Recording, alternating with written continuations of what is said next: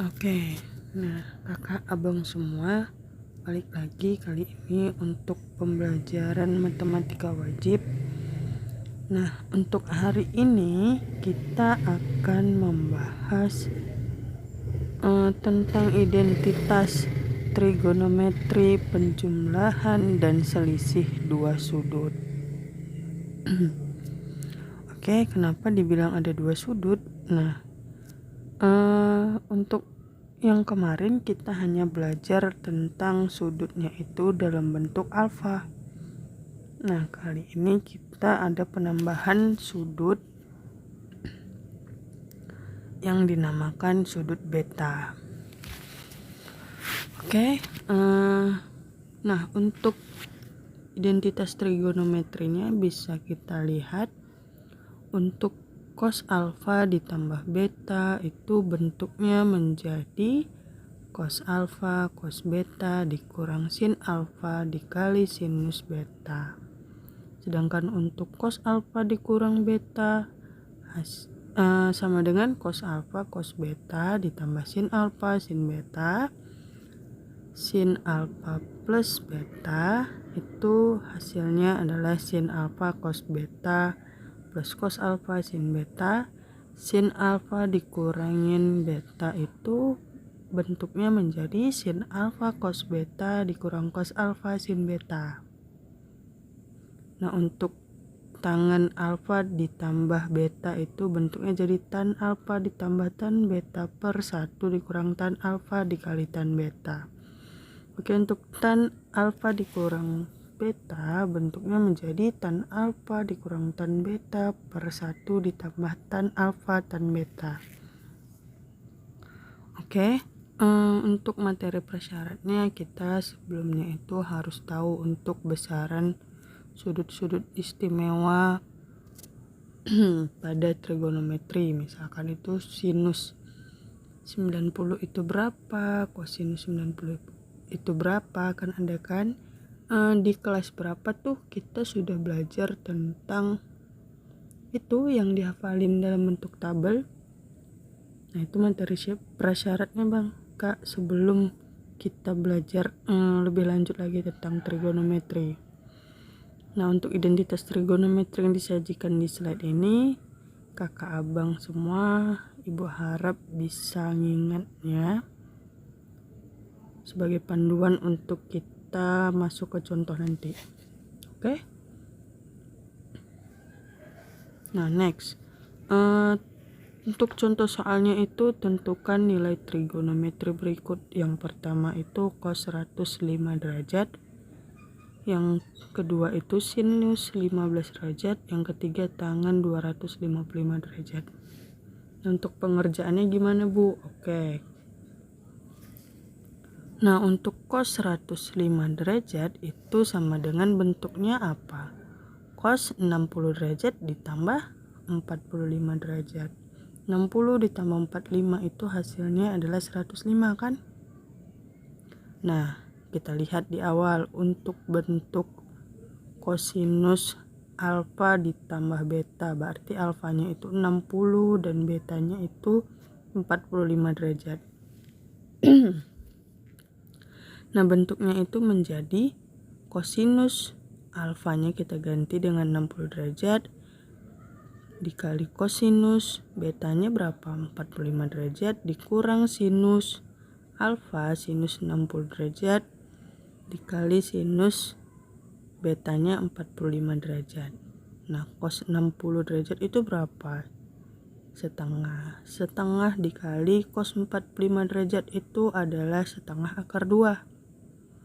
Nah, lalu dikurangin untuk sinus 60 derajat itu adalah setengah akar 3 dan dikalikan dengan sinus 45 derajat itu adalah setengah akar 2. Oke, kalau kita kalikan masing-masing perkalian untuk setengah dikali setengah akar 2 itu menghasilkan 1/4 akar 2. Lalu untuk setengah akar 3 dikali setengah akar 2 hasilnya berapa? 1/4 akar 6. Nah, untuk karena masing-masing itu nilainya 1/4 bisa kita keluarkan menjadi 1/4 dikali akar 2 dikurang akar 6. Sama kan? 1/4 akar 2. Kalau kita substitusikan, kita kalikan ke dalam, bentuknya jadi 1/4 akar 2 dikurang 1/4 akar 6. Jadi nilai cos 105 itu berapa? Ya, 1/4 akar 2 dikurangin akar 6. Oke? Oke, sekarang kita masuk ke contoh sinusnya nih. Nah, untuk sin 15 derajat itu sinus 45 derajat dikurangin 30 derajat. Ya kan, 45 dikurang 30 kan sama dengan 15. Nah, kita lihat lagi untuk aturan sinus alfa dikurang beta itu gimana? Nah iya, sinus alfanya itu adalah 45 derajat, sedangkan betanya itu 30 derajat. Jadi untuk alfa dan beta kita ganti menjadi sinus 45 derajat cos 30 derajat dikurang cos 45 derajat sin 30 derajat. Nah, sin 45 derajat itu berapa? Setengah akar 2 kan? Nah, lalu kita kalikan tuh dengan cos 30 derajat, hasilnya setengah akar 3. Lalu kita kurangkan untuk cos 45 derajat itu setengah akar 2 dikali sinus 30 derajat berapa? Setengah. Nah, oke, setengah akar 2 dikali setengah akar 3 itu hasilnya 1/4 akar 6. Kalau setengah akar 2 dikali setengah itu hasilnya berapa? 1/4 akar 2. Nah, boleh kita keluarkan tuh 1/4-nya. Nah, jadi kan sama bentuknya, kalau kita kalikan ke dalam bentuknya menjadi 1/4 akar 6 dikurangin 1/4 akar 2. Boleh kita tulis dalam bentuk sinus 15 derajat itu 1/4 dikali akar 6 dikurang 2. Dikurang akar 2, maaf.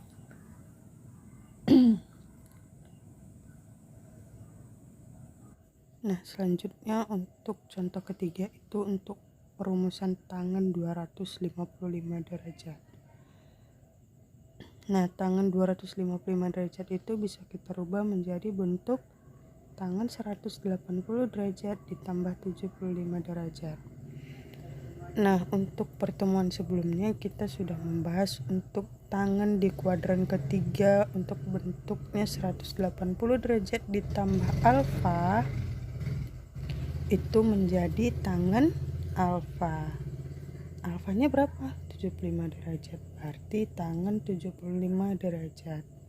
Nah, tangan 75 derajat itu kita rubah jadi tangan 45 derajat ditambah 30 derajat. Berarti untuk sudut alfanya 45 derajat, sedangkan untuk sudut betanya 30 derajat. Nah, di slide awal kita sudah lihat untuk perumusan tangan itu bentuknya jadi tangan alfa ditambah tangan beta per 1 dikurang tangan alfa dikali tangan beta.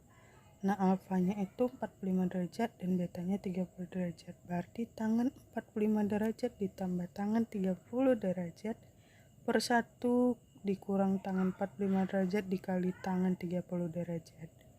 Nah, untuk tangan 45 itu nilainya berapa? Ya, 1. Untuk tangan 30, 1/3 akar 3. Nah, 1/3 akar 3 itu bisa kita tuliskan juga menjadi bentuk akar 3/3.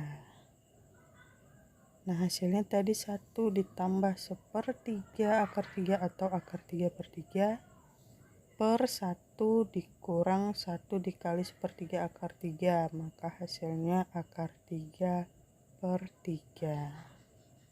Oke, nah bentuknya jadi 1 ditambah akar 3/3 per 1 dikurang akar 3/3. Setelah bentuknya jadi 1 ditambah 1/3 akar 3 per 1 dikurang 1/3 akar 3. Nah, sepertiga akar 3 itu bisa kita tulis jadi akar 3/3 kan, kakak, bang. Nah, kita rubah persamaannya itu jadi 1 ditambah akar 3/3 per 1 dikurang akar 3/3. Oke, kita samain dulu penyebutnya semua. 3/3 itu kan 1 ditambah akar 3/3 per 3/3 dikurang akar 3/3. Nah, untuk hasil pembilangnya itu menjadi kita rubah bentuknya jadi 3 tambah akar 3/3, kan udah sama tuh penyebutnya. Nah, sedangkan untuk yang di bagian bawah 3 dikurang akar 3/3. Nah, kita sederhanainnya gimana? Oke, kita kalikan dengan sekawan.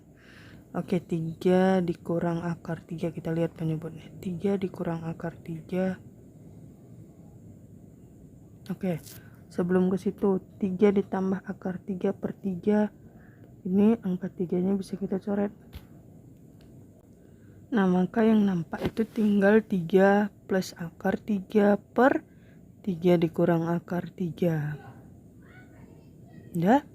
Nah, kita kalikan dengan sekawannya. Sekawan dari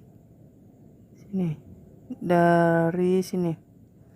Dari 3 dikurang akar 3 itu apa? 3 ditambah akar 3 kan? Per 3 ditambah akar 3. Maaf. Oke, 3 ditambah akar 3. Nah, kenapa seperti itu? Nah, untuk angka yang di sini, ingat berapapun bilangan atau bentuknya, jika dikalikan dengan 1 hasilnya tetap bentuk itu sendiri kan? Nah, iya. Oke, 3 ditambah akar 3 dikali 3 ditambah akar 3 itu bentuknya jadi apa? Oke, Ibu tulis di sini ya. Jadi 3 plus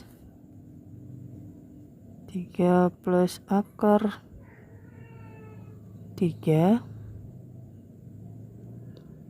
pangkat 2 kan? Ya kan? Kalau ini kita kalikan dengan ini. Nah, selanjutnya penyebutnya gimana? Penyebutnya itu jadi 3 dikurang akar 3 dikali 3 plus akar 3.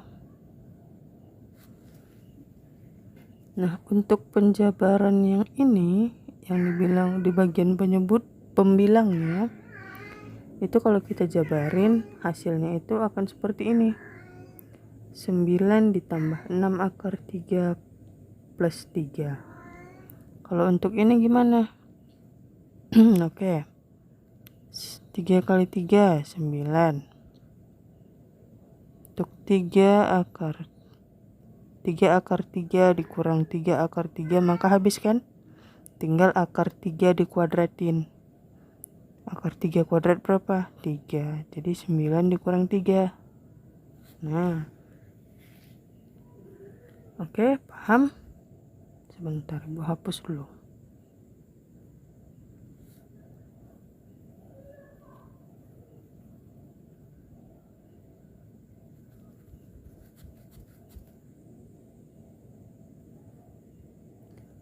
Nah, bentuknya itu kan 9 plus 6 akar 3 ditambah 3 per 9 dikurang 3. Itu hasilnya berapa? 9 ditambah 6 akar 3 tambah 3 per 6. Nah, 9 ditambah 3 itu berapa? 12 kan? 12 tambah 6 akar 3 per 6.